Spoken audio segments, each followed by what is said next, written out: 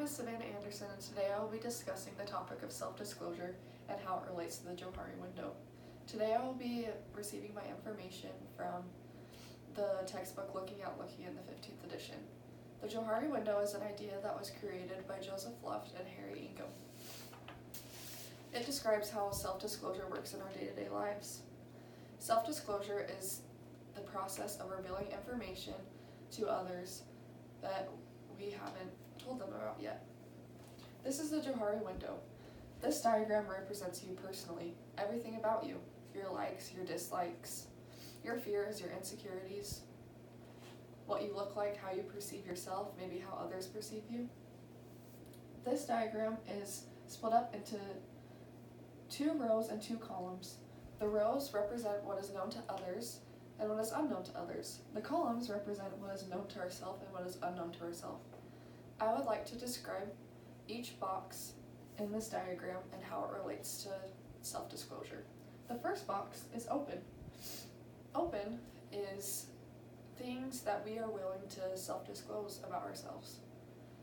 This open box can be related to simple relationships, such as maybe a relationship you have with a coworker, and it's easy to let them know maybe what classes you're taking, what hobbies you have, or music preferences that you have. But it also can be related to more significant relationships. You can start disclosing more meaningful and deeper topics about yourself. The second box is the blind box. The blind box is something that is known to others but is unknown to ourselves. When I think of this, I think of an example of a professional baseball player. He's been playing baseball his entire life. He thinks that he's the best. He can ground the balls the best, he can hit the balls the best, but a coach comes and tells him that he has a slight droop in his swing, and that's why that he sometimes gets too many pop flies. This is something that baseball player didn't see. It was something that was blind to him and unknown to him, but after revealed by somebody else, becomes open and out of the blind section. This is the hidden section. The hidden section is something that is unknown to others but known to ourselves. This is our secrets, things that we don't feel like disclosing to others, things that are personal. Once we get to know people though, stuff that's hidden might go over into the open section because we feel closer to them. The last section is the unknown section. Many people think that this unknown section doesn't exist because what's in the unknown section if it's nothing that we know or what other people know? This section is stuff that we learn over time as we grow, as we learn new things. The unknown section is revealed to us.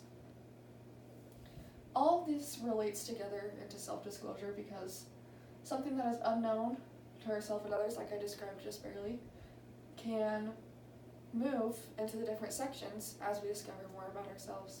Stuff that is hidden can then become open when we are more willing to disclose or when we have a more meaningful relationship with somebody.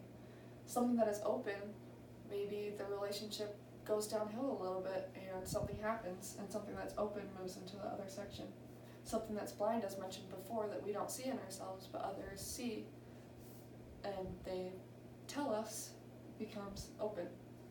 I've learned a lot from this Johari window, and I look forward to learning more about it and seeing it more in my life and being more open to using self-disclosure. I'm not one that likes to self-disclose things about myself very easily, but I've learned that in life when I do, that I'm able to relate to more people and more people are able to relate